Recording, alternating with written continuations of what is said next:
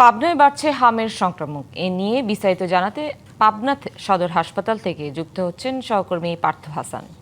পার্থ, পাবনার হাসপাতালে হামের রোগীর চাপ কেমন দেখছেন? সেবা কি ঠিকমতো মিলছে? এই বিষয়ে চিকিৎসকরা কি পরামর্শ দিচ্ছেন জানাবেন। উল্লেখযোগ্য হারে বাড়ছে। আসলে আমরা এই মুহূর্তে রয়েছি পাবনা জেনারেল হসপিটালে। আমরা এখানকার যারা কর্তব্যরত চিকিৎসক রয়েছে, দায়িত্বে রয়েছে, তাদের সাথে কথা বলেছি। তারা কিন্তু আমাদেরকে জানিয়েছেন যে এই মুহূর্তে কিন্তু মোট ভর্তি রয়েছে 26 জন।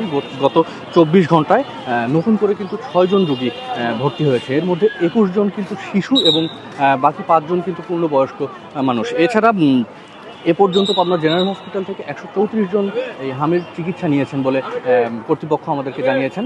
আমরা এই মুহূর্তে একটু কথা বলার চেষ্টা করব এই পাবনা জেনারেল হসপিটালের আরএমও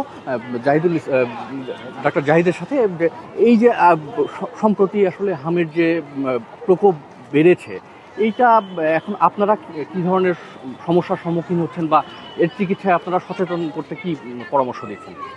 ধন্যবাদ পার্থ। আপনি জানেন যে 250 শয্যা জেনারেল হসপিটাল পাবনাতে যে সক্ষমতা তার থেকে দ্বিগুণ রোগী সাধারণত আমাদের এখানে ভর্তি থাকে।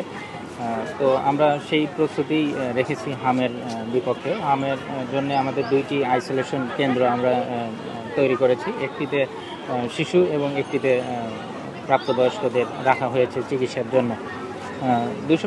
এই হামের জানেন যে বর্তমানে হামটি হচ্ছে যে বয়সের, সেই বয়সের গ্রুপটি হচ্ছে 0 থেকে 9 মাস পর্যন্ত। যে 9 মাস থেকে হামের টিকাটা দেওয়া শুরু হয়, তার আগের গ্রুপেরই কিন্তু হামটা বেশি হচ্ছে। আচ্ছা, এই যে শিশুরা বেশি আক্রান্ত হচ্ছে, আপনার যারা অভিভাবক আছে তাদের উদ্দেশ্যে আপনি কী পরামর্শ দেবেন? নগদ নিয়ে এলো হার না মানা হার অফার। সর্বনিম্ন 10,000 টাকা রেমিটেন্স নগদে পাঠালে থাকছে স্বর্ণের হার জেতার সুযোগ।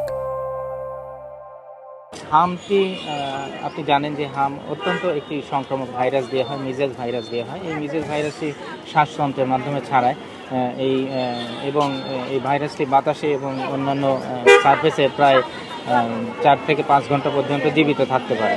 তো ছোট বাচ্চা যারা লালন পালন করছেন তাদেরকে অবশ্যই উচিত যে বাচ্চা ধরার আগে বা বাচ্চার কাছে যাওয়ার আগে হাত স্যানিটাইজ করা এবং পরিষ্কার পরিচ্ছন্নতার মধ্যে তাদেরকে রাখা যায়। এবং পারতপক্ষে বড়দেরও উচিত মাস্ক ব্যবহার করা, যাতে শ্বাসনালীর মাধ্যমে এই ভাইরাসটি শরীরে না ঢুকতে পারে। ধন্যবাদ আপনাকে।